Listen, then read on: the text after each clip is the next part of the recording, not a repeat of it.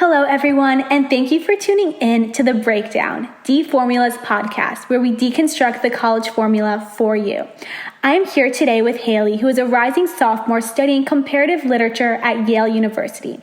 Haley, thank you for joining us today. You're welcome. I'm so excited to be here. Haley is from suburban Pennsylvania and went to the Baldwin School, an all-girls private school located on the main line in Bryn Mawr, Pennsylvania. So Haley, tell us what it's like leaving your hometown and going from a small all-girls private school to a big university like Yale. Well, it was definitely shocking at first, but also very interesting. And I think I was ready to leave since I had lived in the same place, except for 1 year, for 18 years. So I was really excited when I... Yeah, that's awesome.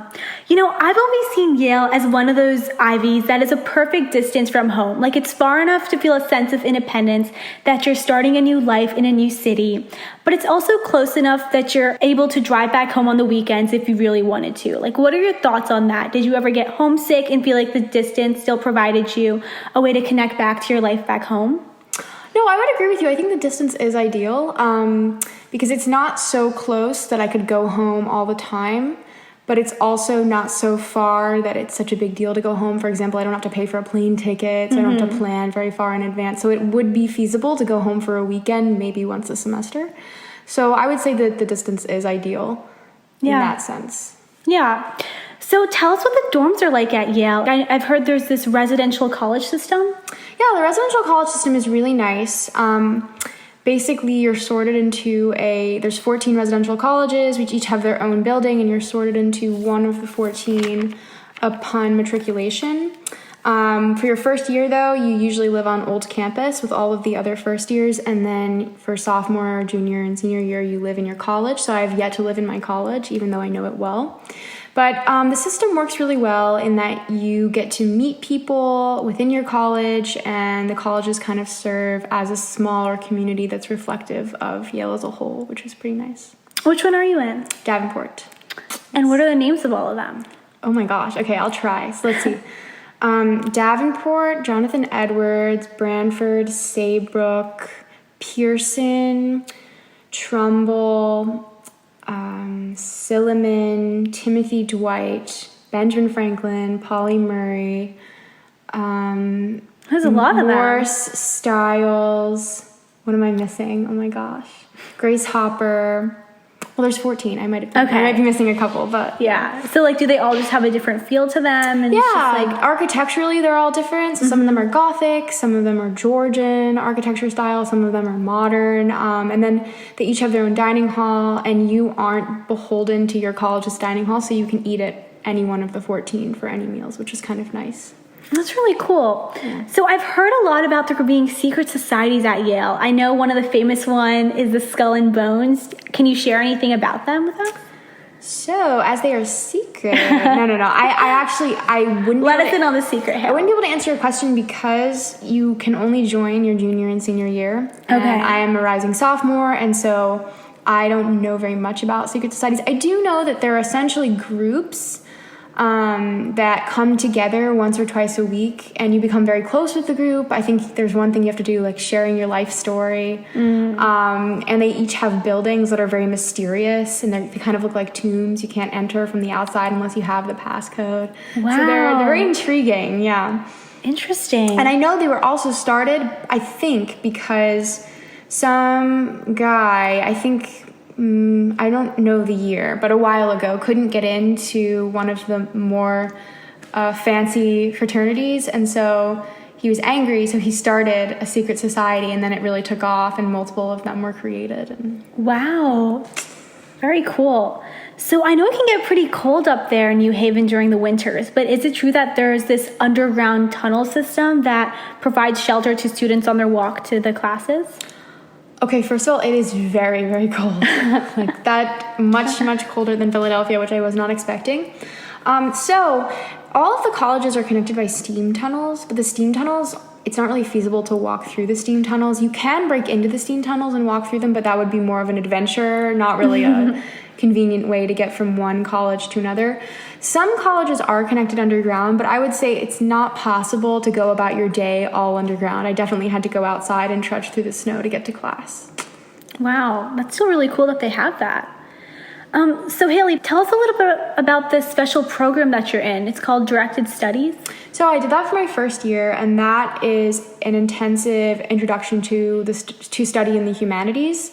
It's only for first-year students. You apply to it, and it's about 120 or so first years, and it's very nice in that for the entire year, you have 3 of your classes set. So you take a philosophy class, a history of politics class, and a literature class. And it's centered around the Western canon. So you start with like Homer in the literature class, Herodotus in the politics class, and Plato in the philosophy class. And then you go throughout the ages. And there are a couple things that are cool about it. The first is that all of the classes are really small. And it's a great way to get access to small classes and to develop relationships with professors as a first year, which isn't always feasible. And then secondly, you're with the same group of people for a year, so you go really close to those people. And then third, it's really nice to be reading texts in different subjects that were written around the same period to get a sense and perspective of what was being said at that point. I would say that I feel, even though it was a great introduction to the Western canon, and I feel pretty confident in that information, that I wish that it wasn't just Western focused, and now I feel like I want to study what the rest of the world was saying. Nice. So you've also been doing some work at Yale this summer. Can you tell us a little bit about that? So I'm teaching for a program called Yale Young Global Scholars, which is an academic camp where high schoolers come for 2 weeks, and they take a whole range of classes, and I designed my own seminars that I teach. Wow. And it's been really, really fun. The kids who have come have been really impressive, and it's been a lot of fun for me. How did you learn about that program? I was looking for a summer job that paid well, but also that would allow me to do something I really like, which is teaching. And a mutual friend told me about this program, and I applied. Nice. So let's shift gears here a little bit, and let's talk about the food at Yale. What are the dining halls like? The dining halls, okay, to keep in perspective, the dining halls are very good.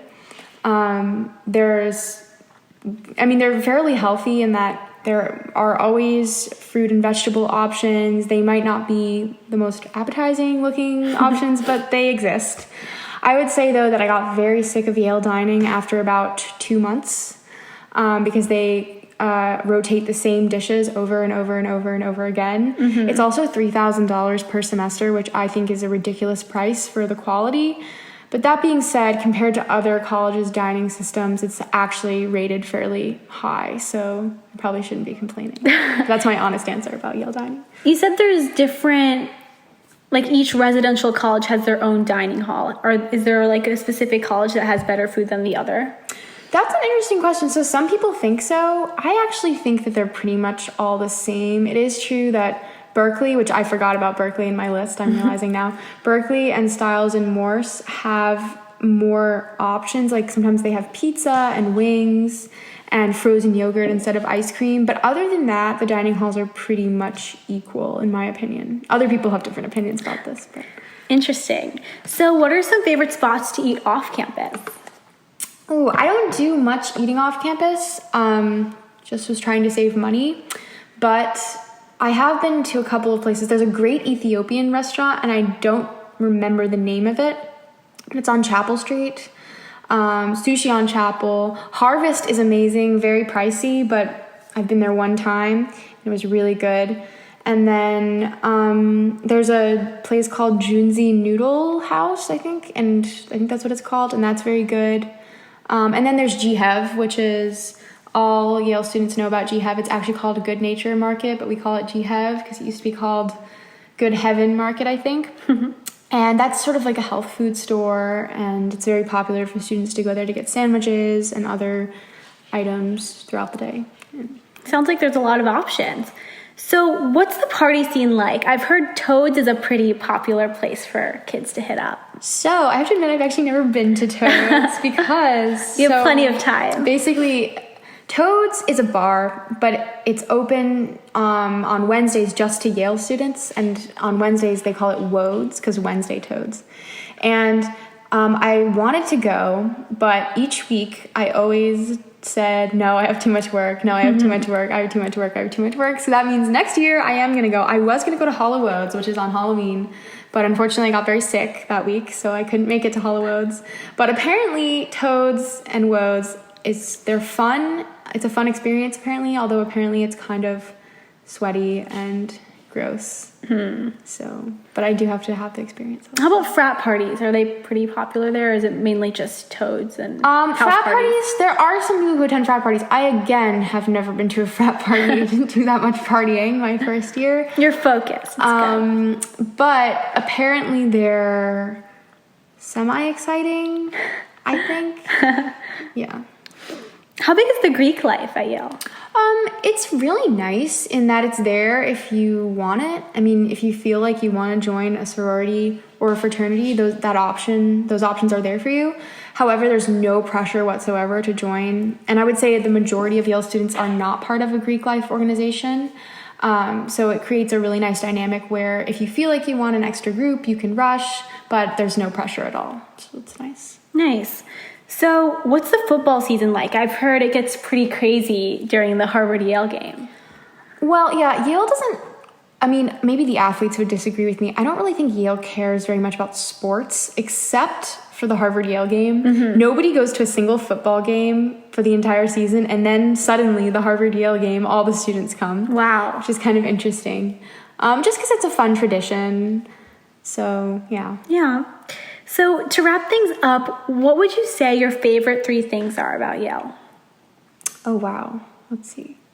Okay. I would say, number 1, the people. Part of the reason why I felt comfortable choosing Yale was that almost everyone I've met there has been really, really nice. In addition to interesting and interested, they have been really, really nice, and I don't feel like Yale is overly competitive. People are generally just very, very nice, which I really like. And then number 2, I would say New Haven. I really like New Haven, and I definitely didn't choose Yale for New Haven, but I got to Yale and then was very surprised by how much I loved the city. It's small enough that it's manageable and walkable, but it's not so large that you feel lost. Yeah. So, and it has great parks, great places to eat, and a really interesting character. And then a third thing. The third thing I think I would say is that Yale is very, very focused on the undergraduate experience and education. So I was, from the beginning, able to be in small classes with top professors there, and I got to know my professors, and I never feel lost or insignificant. Whenever I have a question, people respond to my emails, and I feel very guided, but also given the freedom to sort of take whatever academic path I'm interested in. Those are all great things to hear. So to finish, Haley, what is the single most important thing you would tell your high school self? I would tell my high school self this, and I would tell anyone else who's in high school too. I think one of the things I wish I did less of, and I think it's just human nature to do this, but to try not to compare yourself to other people, because it doesn't help you in any way, and it's also not accurate because you can never be in someone's head. You never know what someone's going through, so those comparisons you're making aren't accurate anyway, and it doesn't help you in any way to compare yourself to others. It's something that you can't totally avoid, but I wish I had learned earlier to sort of silence those voices when they came in my head and just say, wait a minute, focus on yourself, focus on your own path, because everyone does have their own path, and it doesn't help at all to compare yourself to other people, ultimately. It's a really great tip. Haley, it was a pleasure having you on The Breakdown. Haley is a wealth of knowledge and our first Yale mentor. Her schedule opens August 1st, so be sure to sign up, and she will deconstruct the college formula for you. Thank you all for tuning in, and come back soon to learn more on The Breakdown. Thank you. You can download deFORMULA on the iOS store to meet with a college student, on campus, or through video chat. For more information, you can check out our website at deFORMULA, which is deFormula.com. If you're interested in a feature on the breakdown, email us at thebreakdown@deFormula.com.